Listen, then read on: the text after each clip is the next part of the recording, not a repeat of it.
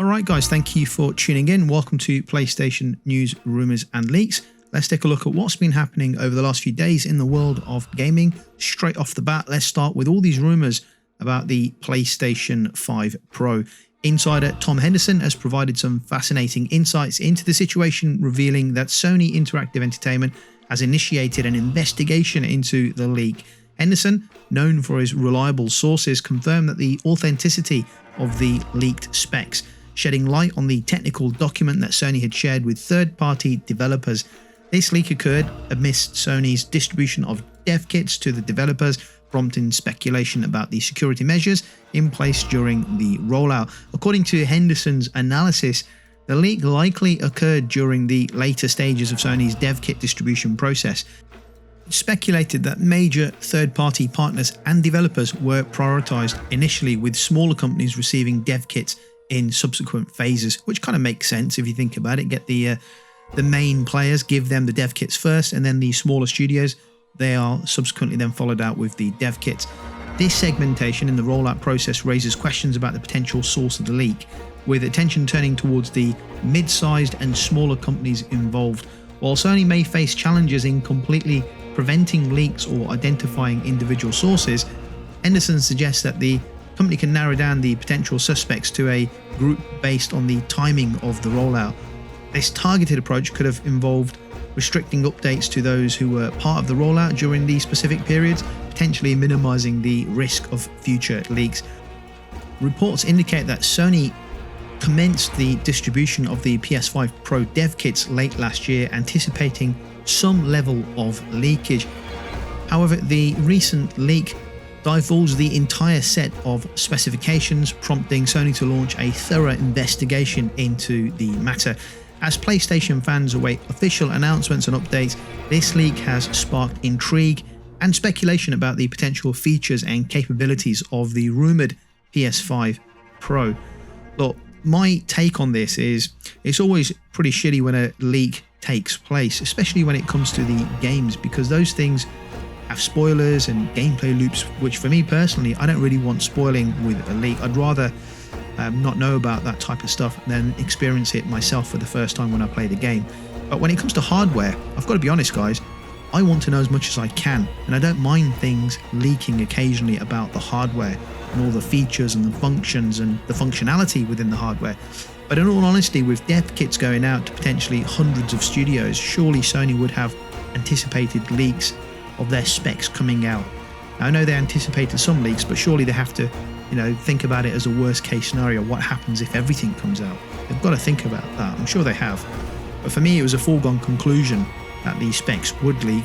It's just the nature of the beast, and I'm more disappointed really with Sony for not making an official announcement about the PS5 Pro.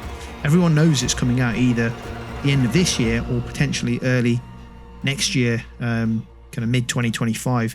For me personally, leak or no leak, I'll be getting a PS5 Pro day one, if I can meet the scalpers, that is.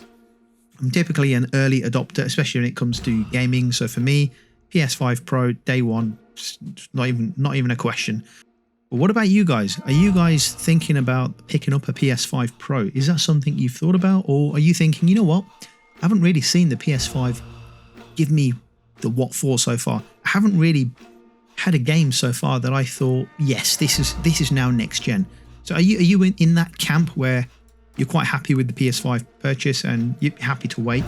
Or are you the kind of guy that's going to go out there, or girl, that's going to go out there and get yourself the PS5 Pro? Let me know down below in the comments. So let's move on to some disappointing news really. According to a recent report from Bloomberg's Takashi Mochizuki, I hope I haven't butchered the name, so Takashi Mochizuki, PSVR2 sales have been on a downward trend, leading Sony to temporarily halt production as surplus inventory accumulates. While Mochizuki's articles have been met with some skepticism from Sony in the past, his sources claim familiarity with Sony's production plans. However, it's essential for us to approach this information with a level of skepticism until confirmed by Sony themselves. Bloomberg's report cites data from the global research firm IDC, which indicates a consistent decline in PSVR2 shipments since its launch. This downward trend has resulted in excess stock across Sony's supply chain. Despite this, IDC remains optimistic about the future of VR gaming, projecting an average annual growth rate of 31.5% for the VR market between 2023 and 2028. An analyst points out that the high price of the VR hardware, including the $550 price tag of the PSVR2, poses a significant barrier to widespread adoption. Additionally, the limited library of VR-supported games may dampen the consumer interest in investing in VR hardware right now.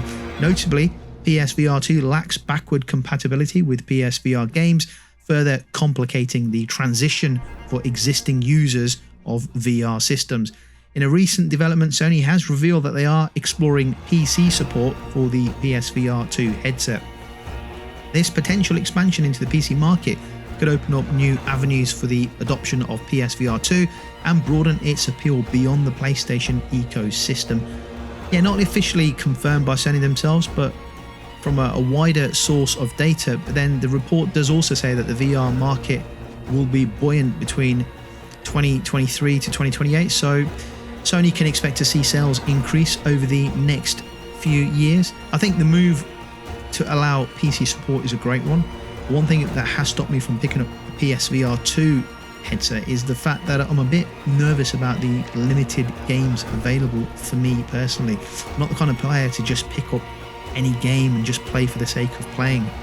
I want to experience more AAA type games, more serious action or darker games to play rather than, games made for kids or a younger audience, or games that make you, play music and hit boxes, and that's not really for me. And I know they've got loads of those types of games, but more AAA style experiences, more action, darker games, maybe more story driven games. So PC support for PSVR2 sounds great. And if they just allow for backwards compatibility, so you're able to play PSVR 1 games to work on the PSVR2, then that really does open up the library, and I may seriously take a look at investing in a PSVR2 at some point in the near future. So room for optimism, but obviously a little bit of a concern as production halts for a little while. But as a report suggests, this is not Sony officially themselves saying it, but the report does say that they should expect in the VR market anyway an increase of 31.5% over the next 3 to 4 years. Let's move on. Recent estimations suggest that Helldivers 2 has already surpassed 8 million copies sold across the PS5 and PC platforms, making it a potential contender for one of the year's biggest hits. While official sales figures haven't been disclosed by Arrowhead Game Studios or Sony Interactive Entertainment, market analysts indicate that the game sales continue to climb every single week.